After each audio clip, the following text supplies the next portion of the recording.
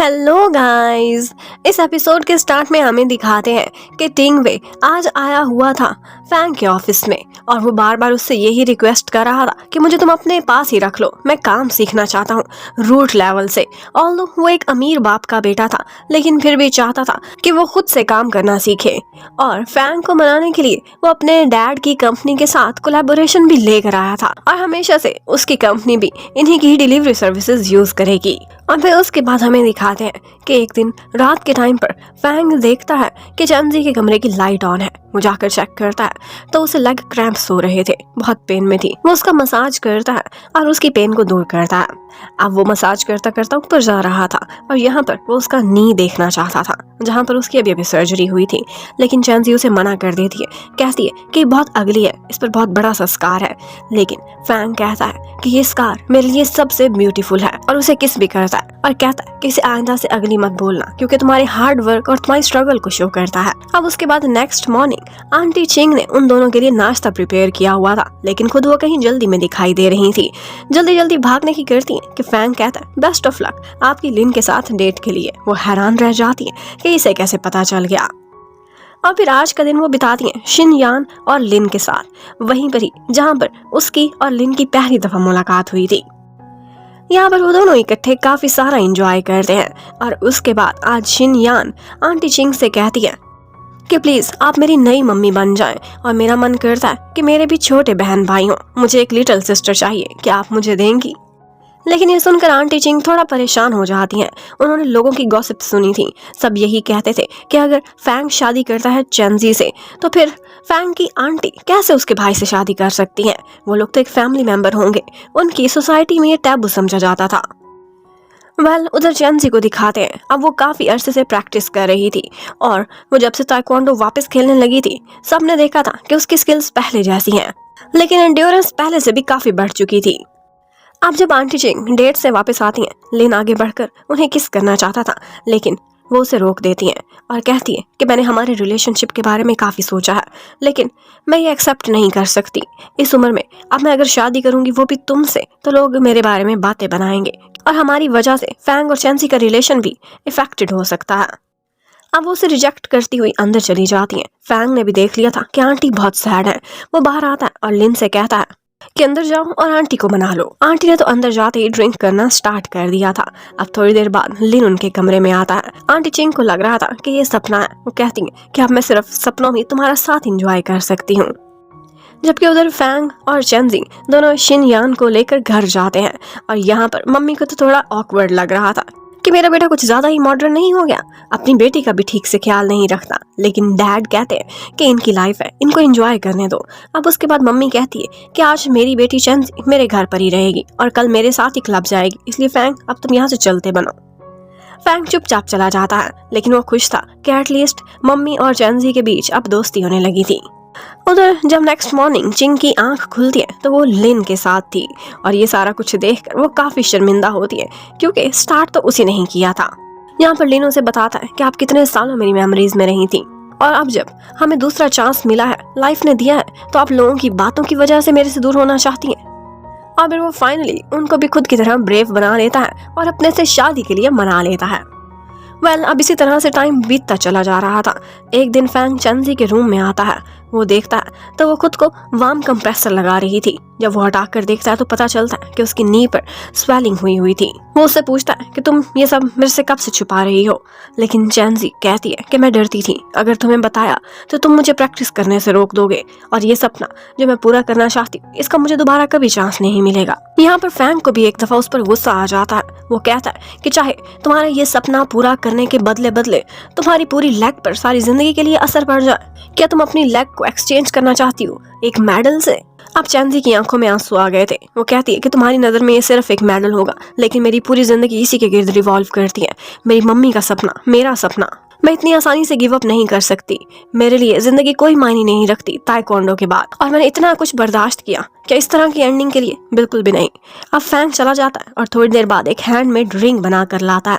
वो लाते ही वो रिंग उसे पहना देता है और उससे कहता है कि मुझे फ्यूचर के बारे में कुछ पता नहीं, तुम्हारे नी का क्या बनता है, ये सब करने के बाद पता नहीं तुम चल पाओगी कि नहीं, लेकिन मैं उससे पहले ही तुमसे शादी करना चाहता हूँ, ताकि कल को तुम कोई एक्सक्यूज बनाकर मुझे रिजेक्ट ना करो। अब फाइनली कुछ अरसे बाद वो दिन आ गया था जब चेंजी अपने कंपटीशन में जा रही थी। यहाँ पर वो वर्ल्ड चैंपियनशिप के लिए स्ट्रगल कर रही थी। यहाँ पर फैंग भी उसकी सपोर्ट के लिए आया हुआ था और उसके सारे कोलीग्स भी। चेंजी सारे राउंड्स में काफी अच्छा परफॉर्म करती है और यहाँ पर फैंग थोड़ा डर डरा लग रहा था। मम्मी ने भी नोटिस किया था, लेकिन मम्मी तो कॉन्फिडेंट थी क्योंकि अभी उनको पता नहीं था कि उनकी बेटी का नी इंजर्ड है। लेकिन थोड़ी देर बाद जब उसका नी थोड़ा सा गड़बड़ करने लगता है तो उनको भी मालूम पड़ जाता है। अब वो उसे बहुत डांटती है और कहती है कि तुम अच्छे से जानती हो कि तुम सारी जिंदगी के लिए क्रिपल्ड भी हो सकती हो, इसलिए जिद छोड़ो और अभी के अभी तुम क्विट कर दो, हम आगे के मैच नहीं खेलेंगे। और साथ ही फैंग को भी डांट पड़ती है कि तुमने मुझसे छुपाने की जरूरत कैसे की। लेकिन यहाँ पर बहुत दिनों बाद चेंजी अपनी मम्मी को कोच की बजाय मॉम कहती है और उनसे रिक्वेस्ट करती है कि मैं आपसे विनती करती हूँ, मुझे एक दफा ये मैच खेलने दें, ये मेरा लास्ट चांस है और इसी के साथ ही मेरा जीना मरना है, वरना मैं सारी जिंदगी रिपेंट करती रहूंगी। अब मम्मी उस पर गुस्सा करती हैं, थोड़ा सा चिल्लाती, उसके बाद उसे खामोश करा के बिठा देती हैं।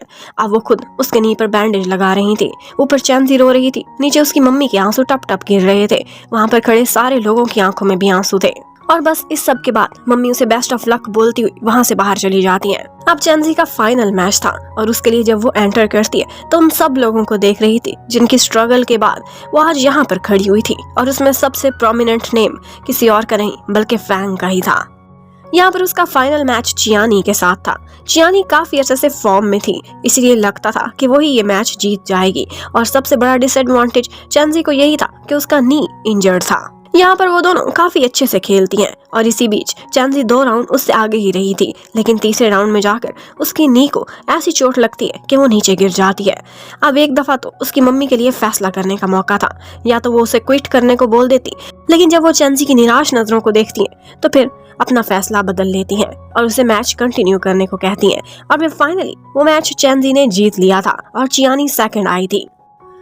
अब वो अपने ताइक्वांडो क्लब के लिए गोल्ड मेडल जीत चुकी थी, लेकिन ये जीतने के फौरन बाद ही वो वहां पर ही बेहोश होकर गिर जाती है और सपने में देखती है कि जैसे छोटी सी चेंजी ने गोल्ड मेडल जीता है और जाकर अपनी मम्मी को बहुत प्राउड से दिया है कि आपने मेरे लिए जो भी कुर्बानियां दी थी उसका बदला मैं आपको चुकाने के लिए आई हूँ। अब जब उसकी आंख खुलती है तो वो हॉस्पिटल में थी और चियानी उसे डांट रही थी, कहती है कि तुमने अपने साथ ये खिलवाड़ क्यों किया, तुम्हारी सारी जिंदगी दांव पर लग गई थी, तुमने अपनी ईगो की वजह से अपनी लक को दांव पर लगा दिया है। लेकिन चेंजी के फेस पर सिर्फ एक स्माइल थी। चियानी उससे कहती है कि अब की बार तो तुम मुझसे जीत चुकी हो, लेकिन अब ऑफ कोर्स ओलंपिक्स में तो तुम नहीं जा सकती, वहां पर मैं ही जाऊंगी।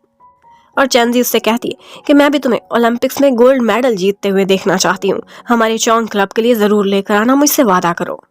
और बस उसके बाद फिर मम्मी आती है और हर किसी से चेंजी को सिर्फ और सिर्फ डांट ही पड़ती है, लेकिन मम्मी बहुत रो रही थी, वो उसके लिए दुखी भी थी। और फिर इन दी एंड फैंग आता है जो कि हमेशा की तरह स्माइलिंग था। वो आज भी उसी तरह उसके साथ खड़ा हुआ था जैसे हमेशा खड़ा रहता था और उससे बिल्कुल भी नेगेटिव बातें नहीं करता। चेंजी उससे सॉरी भी करती है और वो कहता है एक किस दोगी तो उसके बदले तुम्हें माफ कर दूंगा। अब वो उससे कहता है कि देखो तुम्हारा सपना पूरा करने में मैंने तुम्हारा पूरा पूरा साथ दिया, अब तुम मेरे सपने पूरे करने के लिए मेरा साथ दोगी। मैं अपने बिजनेस को इंटरनेशनल लेकर जाना चाहता हूँ। और हाँ, इसके अलावा दूसरा सपना मेरा ये है कि हमारे ढेर सारे बच्चे हों और हमारी खुद की बास्केटबॉल टीम बने। ये सुनते ही चेंजी शर्मा जाती है और सोने का नाटक करने लगती है। और फिर हमें दिखाते हैं कि 3 महीने बीत चुके हैं। फाइनली उसकी लेग बिल्कुल रिकवर कर चुकी थी। अब वो ताइक्वांडो नहीं खेल सकती थी, लेकिन बिल्कुल नॉर्मली लाइफ में चल फिर रही थी। उसे पता चलता है कि फैंग का एक क्लाइंट है, वो बहुत रिच है, वो चाहता है कि अपनी बेटी को उसे इंट्रोड्यूस कराए और वो ब्लाइंड डेट पर उसे भेज रहा है। ये सुनते ही चेंजी काफी गुस्से में आ जाती है और फटाफट उसी जगह पर उनको देखने के लिए चली जाती है। लेकिन एक्चुअली ये फैंग का एक प्लान था। फैंग उसे पीछे से जाकर हक करता है और फिर उसे कहता है कि देखा तुम मेरे ट्रैप में आ गई। और फिर फौरन ही वो एक रिंग निकालता है और उसे प्रपोज करता है, कहता है कि मेरे साथ सारी जिंदगी बिताना यही मेरा सपना है और ये पूरा कर दो। ऑफ कोर्स चेंजी यस कर देती है, वो दोनों किस करते हैं और सारी फैमिली उनको चीयर करने के लिए खड़ी हुई थी। लेकिन एक्चुअली ये सब फैंग का सपना था, वो बस सोच सोच के खुश हो रहा था। और फिर इतने में वो देखता है तो चेंजी असल में वहाँ आ गई थी। वो उसके पीछे पीछे जाता है, वो स्विमिंग पूल के पास खड़ी थी, वो उसे हक करना चाहता था लेकिन वो हट जाती है और वो खुद बेचारा स्विमिंग पूल में गिर जाता है, सूटेड बूटेड सा। ये बिल्कुल वैसे ही था जैसे उन दोनों की पहली मुलाकात हुई थी। और अब बेचारे का सारा प्लान पानी में मिल गया था।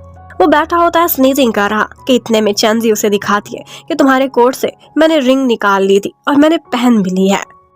ये देखते ही फैंग खुश हो जाता है। चैंजी उसे यस बोलती है और वो कहती है। वो दोनों खुश खड़े हुए थे कि यहीं पर ही बाकी फैमिली भी उनको देखती है और यहाँ पर हमें पता चलता है कि चिंग और लिन वो दोनों भी एक हो चुके हैं।